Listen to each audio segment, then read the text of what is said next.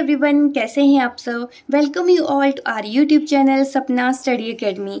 आज हम पढ़ेंगे एनसीईआरटी ज्योग्राफी क्लास 9 का last chapter that is population, जनसंख्या। इसे हम सिंपलेस्ट वे में अंडरस्टैंड करेंगे।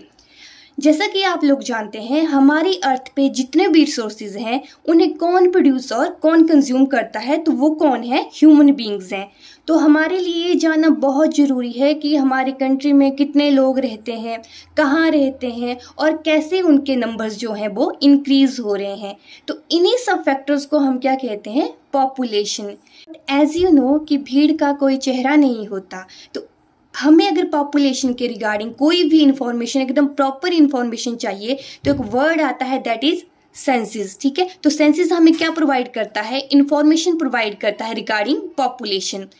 अगर फर्स्ट सेंसस की बात की जाए तो वो हुए थे 1872 में, लेकिन जब हमें कंप्लीट सेंसस जब मिला है जिसमें प्रॉपर इंफॉर्मेशन बताई गई थी, तो वो बताई थी 1881 में। तो याद रखिएगा फर्स्ट सेंसस कब हुए थे, 1872 में, लेकिन प्रॉपर कंप्लीट सेंसस कब हुए हैं, 1881 में। तो सेंसस कब होते हैं, हर 10 साल में। ठीक है, अगर आपके लास्ट कब हुए, 2011 में, उसके बाद हमारे होने थे 2021 में, लेकिन ड्यू टू कोविड ये सेंसस नहीं हो पाए हैं। तो चलिए देखते हैं अभी नेक्स्ट सेंसस हमारे कब आते हैं।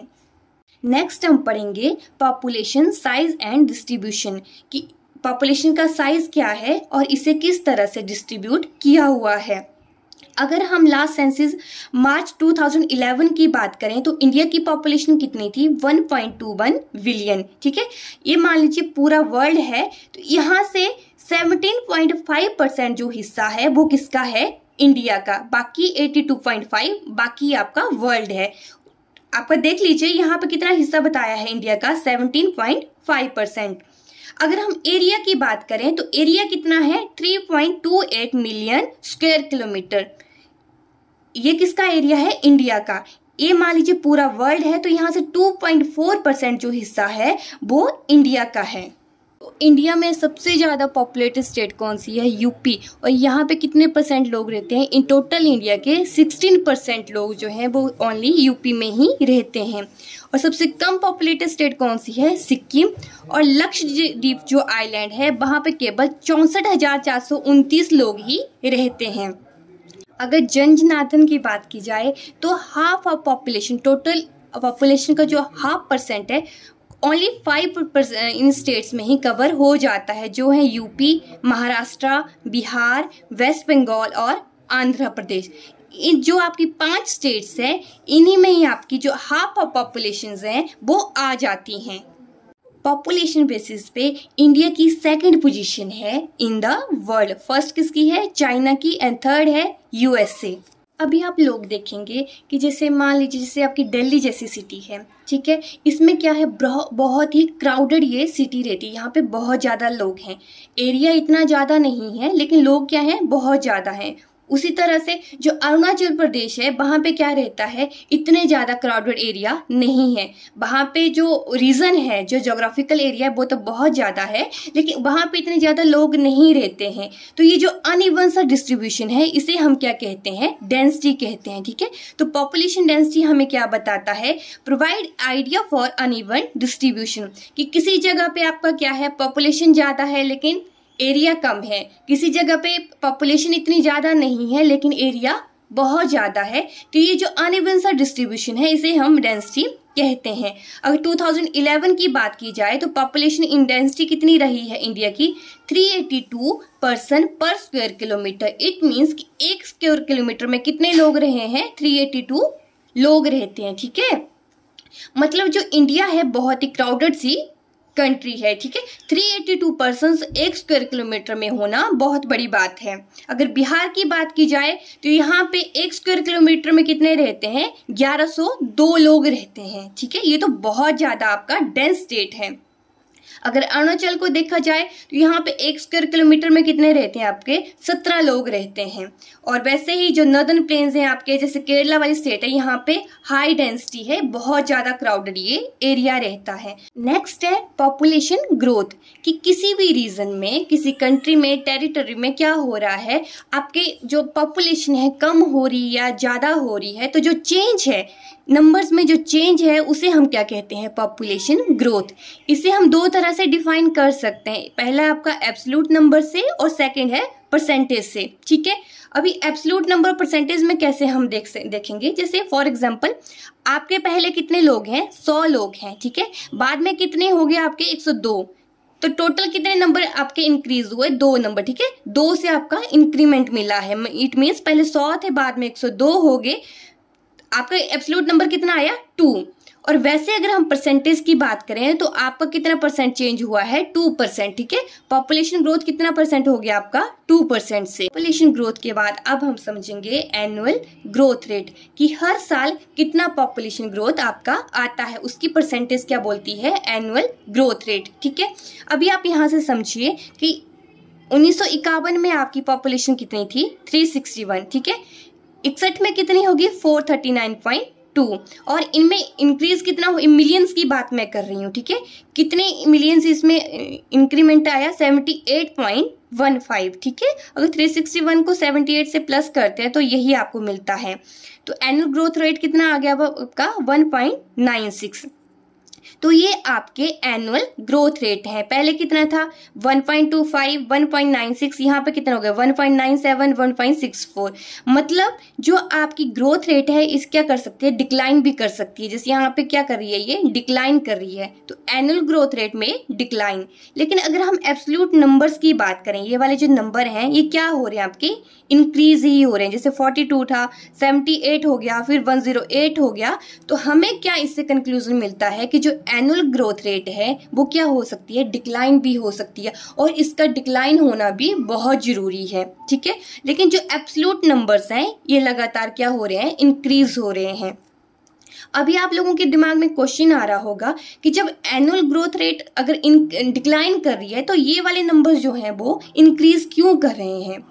तो ये जो नंबर्स होते हैं ना, मिलियंस में हैं ये, तो अगर ये डिक्लाइन भी कर रही है, अगर इसे हम नंबर्स को डिक्लाइन करने के लिए ये वाला जो रेट है वो बहुत हाई होना चाहिए। ठीक है, तभी हमारी जो पॉपुलेशन है वो कम हो सकती है। डे बाय डे जो इंडिया की पॉपुलेशन है इतनी ज्यादा इंक्रीज हो रही है कि ये अंदाजा लगाया जा रहा है कि 2045 में इंडिया नंबर 1 कंट्री बन जाएगी according to population. Friends, I guess कि इस 10-15 मिनट की वीडियो में आप इतना ज़्यादा अंडरस्टैंड कर सकते हैं कि आपको दोबारा से किसी भी एनसीईआरटी बुक को दोबारा से खोलने की नीड नहीं होगी।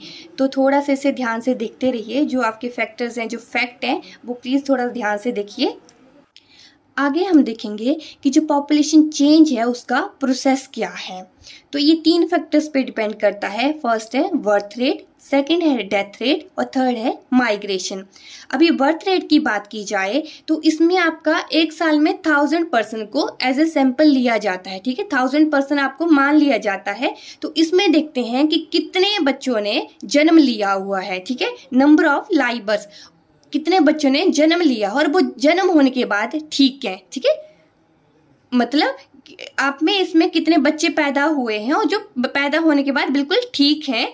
तो पर 1000 पर्सन इन अ ईयर, कि 1000 लोगों में से कितने बच्चों ने जन्म लिया हुआ है। ठीक है, उसे हम क्या बोलते हैं, बर्थ रेट बोलते हैं। और डेथ रेट क्या हुआ, सेम, कि 1000 पर्सन में से कितने लोगों की डेथ हुई है इन अ ईयर।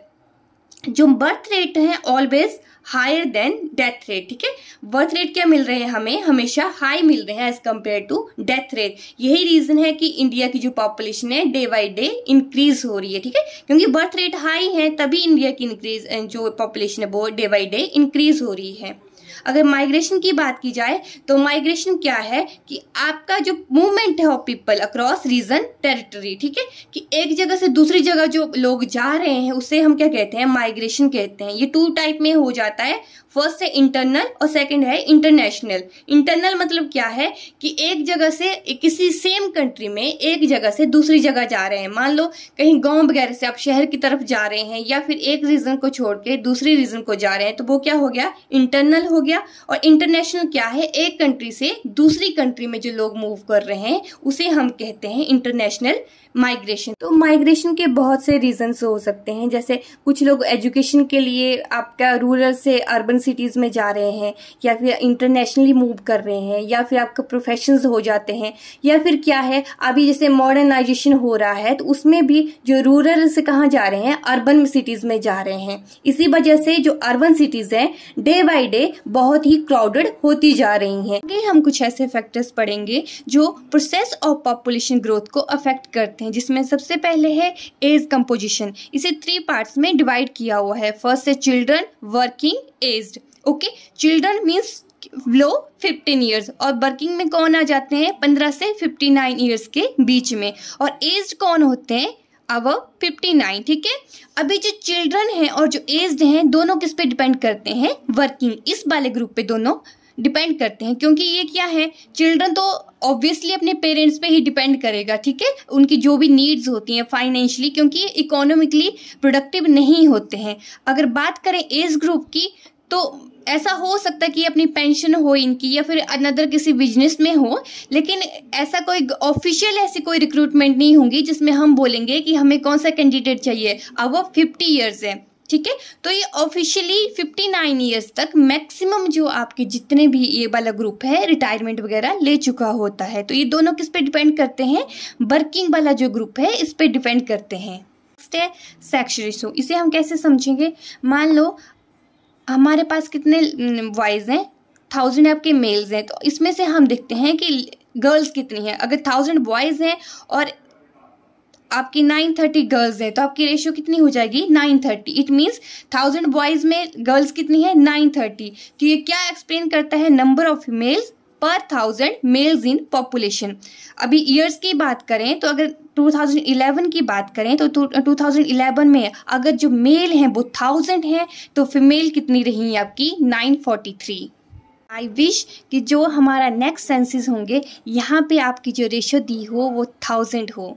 अगर लिटरेसी रेट की बात की जाए तो कोई भी ऐसा पर्सन 2011 के अनुसार कोई भी ऐसा पर्सन जिसकी उम्र कितनी है, 7 ईयर्स है या इससे ऊपर है, तो अगर वो किसी भी लैंग्वेज में लिखना या पढ़ना जानता हो विद अंडरस्टैंडिंग कि वो क्या लिख रहा है क्या पढ़ रहा है, तो उसे हम पढ़ा लिखा हुआ मानते हैं। अगर लिटरेसी रेट की बात की जाए तो लिटरेसी रेट कितना रहा है इंडिया का 2011 में, 73%। ओके, मेल्स का कितना है 80.9% और फीमेल्स का कितना है 64.6%।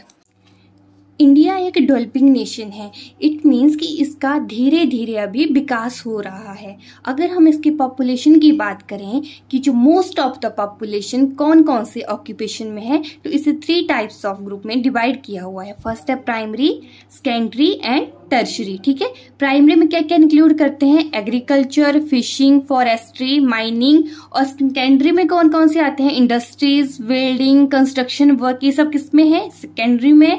और टर्शरी में आपके आ जाते हैं ट्रांसपोर्ट, कम्युनिकेशन, कॉमर्स, एडमिनिस्ट्रेशन, ठीक है। अभी जो मोस्ट ऑफ द जो इंडियंस हैं वो सबसे ज्यादा कौन से ऑक्यूपेशन में है, 64% जिनका है वो है आपके प्राइमरी में, ठीक है।